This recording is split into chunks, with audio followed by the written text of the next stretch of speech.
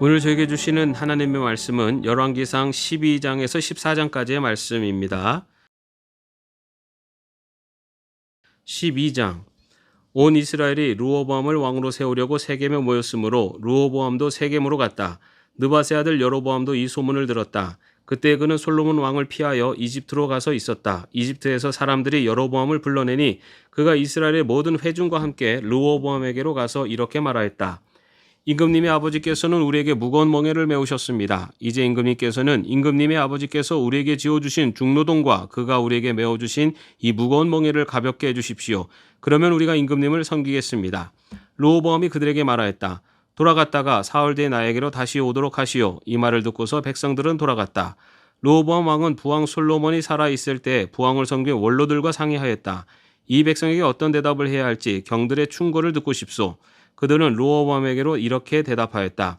임금님께서 이 백성의 종이 되셔서 그들을 섬기려고 하시면 또 그들이 요구한 것을 들어주시겠다고 좋은 말로 대답해 주시면 이 백성은 평생 임금님의 종이 될 것입니다. 원로들이 이렇게 충고하였지만 그는 원로들의 충고를 무시하고 자기와 함께 자란 자기를 받드는 젊은 신하들과 의논하면서 그들에게 물었다. 백성들이 나에게 부왕께서 메워주신 멍에를 가볍게 하여 달라고 요청하고 있소. 이 백성에게 내가 어떤 말로 대답하여야 할지 그대들의 충고를 듣고 싶소. 왕과 함께 자란 젊은 신하들이 그에게 말하였다. 이 백성은 임금님의 아버지께서 그들에게 메우신 무거운 멍에를 가볍게 해달라고 임금님께 요청하였습니다. 그러나 임금님께서는 이 백성에게 이렇게 말씀하십시오.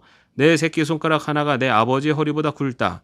내 아버지가 너희에게 무거운 멍에를 메웠다. 그러나 나는 이제 너희에게 그것보다 더 무거운 멍에를 메우겠다. 내 아버지는 너희를 가죽 채찍으로 매질하였지만 나는 너희를 쇠 채찍으로 치겠다 하고 말씀하십시오. 왕이 백성에게 사흘 뒤에 다시 오라고 하였으므로 여로보암과 온 백성은 사흘째 되는 날에 르호보암 앞에 나왔다. 왕은 원로들의 충고는 무시하고 백성에게 가혹한 말로 대답하였다. 그는 젊은이들의 충고대로 백성에게 말하였다. 내 아버지가 당신들에게 무거운 멍에를 메웠소. 그러나 나는 이제 그것보다 더 무거운 멍에를 당신들에게 메우겠소. 내 아버지는 당신들을 가죽채찍으로 매질하였지만 나는 당신들을 쇠채찍으로 치겠소. 왕이 이렇게 백성의 요구를 들어주지 않은 것은 주님께서 이를 그렇게 뒤틀리게 하셨기 때문이다.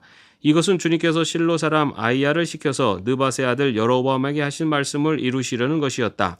온 이스라엘은 왕이 자기들의 요구를 전혀 듣지 않는 것을 보고 왕에게 외쳤다. 우리가 다윗에게서 받을 몫이 무엇인가? 이새의 아들에게서는 받을 유산이 없다. 이스라엘아, 저마다 자기의 장막으로 돌아가라. 다윗아, 이제 너는 내 집안이나 돌보아라. 그런 다음에 이스라엘 백성은 저마다 자기의 장막으로 돌아갔다. 그러나 유다의 여러 성읍에 살고 있는 이스라엘 자손은 르호보암의 통치 아래에 남아 있었다. 르호보암 왕이 강제노동 감독관 아도니람을 이스라엘 자손에게 보내니 온 이스라엘이 모여서 그를 돌로 쳐 죽였다. 그러자 르호보암 왕은 급히 수레에 올라가서서 예루살렘으로 도망하였다. 이렇게 이스라엘은 다윗 왕조에 반역하여서 오늘에 이르렀다. 이 무렵에 온 이스라엘 백성은 여로보암이 돌아왔다는 소식을 듣고서 사람을 보내어 그를 총회로 불러왔으며 그를 온 이스라엘을 다스리는 왕으로 추대하였다. 그리하여 유다 지파만 제외하고는 어느 지파도 다윗 가문을 따르지 않았다. 르호보암이 예루살렘에 이르러서 온 유다의 가문과 베냐민 지파의 동원령을 내려 정병 18만 명을 선발하였다. 그래서 이스라엘 가문과 싸워서 왕국을 다시 솔로몬의 아들 르호보암에게 돌리려고 하였다. 그러나 그때 하나님께서 하나님의 사람 스마야에게 말씀하셨다. 너는 유다 왕 솔로몬의 아들 르호보암과 유다와 베냐민의 모든 가문과 그 밖에 나머지 모든 백성에게 이 말을 전하여라. 나 주가 말한다. 일이 이렇게 된 것은 내가 시킨 것이다.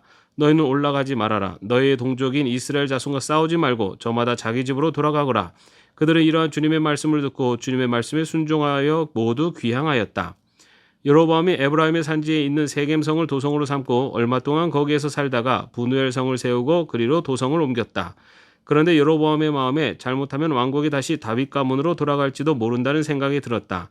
이 백성이 예루살렘에 있는 주님의 성전으로 제사를 드리려고 올라갔다가 그들의 마음이 그들의 옛 주인인 유다 왕 르호보암에게로 돌아가게 되는 날이면 그들이 자기를 죽이고 유다 왕 르호보암에게로 돌아갈지도 모른다는 생각이 들었다. 왕은 궁리를 한 끝에 금송아지상 2개를 만들었다. 그리고 백성에게 이렇게 말하였다.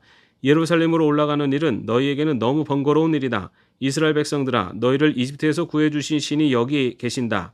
그리고 그는 금송아지상 2개를 하나는 베델에 두고 다른 하나는 단에 두었다. 그런데 이 일은 이스라엘 안에서 죄가 되었다. 백성들은 저 멀리 단까지 가서 거기에 있는 그 한 송아지를 섬겼다.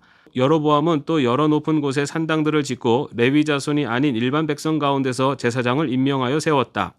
여로보암은 유다에서 행하는 절기와 비슷하게 하여 여덟째 달 보름날을 절기로 정하고 베델에다 세운 제단에서 그가 만든 송아지들에게 제사를 드렸으며 그가 만든 베델의 산당에서 제사를 집행할 제사장들도 임명하였다. 왕은 자기 마음대로 정한 여덟째 달 보름날에 베델에 세운 제단에서 제사를 드렸다. 그는 이스라엘 자손이 지켜야 할 절기를 이렇게 제정하고 자기도 그 제단에 분향을 하려고 올라갔다. 13장 여로보암이 제단 곁에 서서 막 분향을 하려고 하는데 바로 그때 하나님의 사람이 주님의 말씀을 전하려고 유다로부터 베델로 왔다. 그리고 그는 그 제단 쪽을 보고서 주님께 받은 말씀을 외쳤다. 제단아 제단아 나 주가 말한다. 다윗의 가문에서 한 아들이 태어난다. 그 이름은 요시야다. 그가 너희 위에 분향하는 산당의 제사장들을 너희 위에서 죽여서 제물로 바칠 것이며 또 그가 너희 위에서 그 제사장들의 뼈를 태울 것이다. 바로 그때 그는 한 가지 징표를 제시하며 이렇게 말하였다. 이것은 나 주가 말한 징표다. 이 제단이 갈라지고 그 위에 있는 재가 쏟아질 것이다. 여로보암 왕은 하나님의 사람이 베델에 있는 제단 쪽에 대고 외치는 말을 듣고 제단 위로 손을 내밀면서 저자를 잡아라 하고 소리를 쳤다. 그러자 그 사람에게 내어 뻗은 여로보암의 손이 마비되어서 다시 오므릴 수 없었다. 그리고 곧이어서 하나님의 사람이 주님의 말씀으로 제시한 징표대로 그 제단은 갈라지고 제단으로부터는 재가 쏟아져 내렸다. 그러자 왕은 하나님의 사람에게 제발 그대의 주 하나님께 은총을 빌어서 내 손이 회복되도록 기도하여 주시오고 청하였다. 하나님의 사람이 주님께 은총을 비니 왕의 손이 회복되어서 예전과 같이 되었다. 이에 왕은 하나님의 사람에게 말하였다. 나와 함께 집으로 가서 피곤을 풀도록 합시다. 그대에게 선물도 주고 싶소.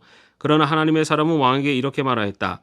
비록 임금님께서 저에게 왕실 재산의 절반을 주신다고 하여도 나는 임금님과 함께 갈 수 없습니다. 이곳에서는 밥도 먹지 않겠으며 물도 마시지 않겠습니다. 주님께서 나에게 명하시기를 밥도 먹지 말고 물도 마시지 말고 온 길로 되돌아가지도 말라고 하셨습니다. 그런 다음에 그는 베델에 올 때에 온 길로 돌아가지 않고 다른 길로 돌아갔다. 그 무렵에 늙은 예언자가 베델에 살고 있었다. 그의 아들들 가운데 하나가 와서 그날 베델에서 하나님의 사람이 한 일과 그가 왕에게 말한 내용을 모두 아버지에게 말하였다. 그러자 그들의 아버지가 그들에게 그가 어느 길로 돌아갔느냐 하고 물었다. 그의 아들들은 유다로부터 온 하나님의 사람이 돌아간 길을 말하였다. 그 말을 듣고서 그들의 아버지는 곧 그의 아들들에게 말하였다. 내가 타고 갈 나귀에 안장을 얹어 다오. 그들이 아버지가 타고 갈 나귀에 안장을 얹으니 그는 나귀를 타고서 하나님의 사람을 뒤쫓아갔다. 마침내 그는 상수리나무 아래에 앉아있는 하나님의 사람을 보고 물었다. 그대가 유다로부터 온 하나님의 사람이요. 그러자 그가 대답하였다. 그렇습니다. 그는 하나님의 사람에게 말하였다. 함께 우리 집으로 가서 무엇을 좀 잡수시고 가시지요. 하나님의 사람은 대답하였다. 나는 노인 어른과 함께 돌아가서 노인 어른의 집에 들어갈 수 없습니다. 또 이곳에서는 누구와 함께 밥을 먹어도 안 되고 물을 마셔도 안 됩니다. 주님께서는 나에게 명하시기를 여기에서는 밥도 먹지 말고 물도 마시지 말고 온 길로 되돌아가지도 말라고 하셨습니다. 그래서 그는 하나님의 사람에게 이렇게 말하였다. 나도 그대와 같은 예언자여 주님께서 천사를 보내셔서 나에게 말씀하시기를 그대를 내 집으로 데리고 가서 밥도 대접하고 마실 물도 대접하라고 하셨소. 그런데 그것은 거짓말이었다. 이렇게 해서 하나님의 사람은 이 늙은 예언자와 함께 가서 그의 집에서 밥을 먹고 물도 마셨다. 그들이 이렇게 식탁에 함께 앉아 있는데 주님의 말씀이 하나님의 사람을 데려온 그 예언자에게 내렸다. 그는 유다에서 온 그 하나님의 사람에게 이렇게 외쳤다. 주님께서 말씀하십니다. 당신은 주님의 말씀을 어기고 당신의 주 하나님께서 당신에게 말씀하신 명령을 지키지 않았습니다. 당신은 주님께서 밥도 먹지 말고 물도 마시지 말라고 말씀하신 곳에서 밥도 먹고 물도 마셨습니다. 그러므로 당신의 죽음은 당신 조상의 무덤에 묻히지 못할 것입니다. 그 늙은 예언자는 하나님의 사람이 밥을 먹고 물을 마신 뒤에 나귀 등에 안장을 얹어 주었다. 이에 그 사람이 길을 떠났다. 그는 길을 가다가 사자를 만났는데 그 사자가 그를 물어 죽였다. 그리고 죽음은 길가에 버려두었으며 나귀와 사자는 그 죽음 옆에 서 있었다. 길을 지나가는 사람들은 길가에 버려둔 죽음과 그 죽음 가까이에서 어슬렁거리는 사자를 보았다. 그들은 그 늙은 예언자가 사는 성읍으로 돌아와서 이 사실을 널리 알렸다. 길을 가는 하나님의 사람을 자기 집으로 데리고 간 그 늙은 예언자가 이 말을 듣고 말하였다. 그는 틀림없이 주님의 말씀을 어긴 그 하나님의 사람일 것이다. 주님께서는 전에 그에게 말씀하신 대로 그를 사자에게 내주셔서 사자가 그를 찢어 죽이게 하신 것이다. 그리고 그는 또 자기 아들들에게 나귀 안장을 지으라고 하였다. 그들이 나귀 안장을 지어 놓으니 그는 곧 가서 길가에 있는 그 주검을 찾아내었다.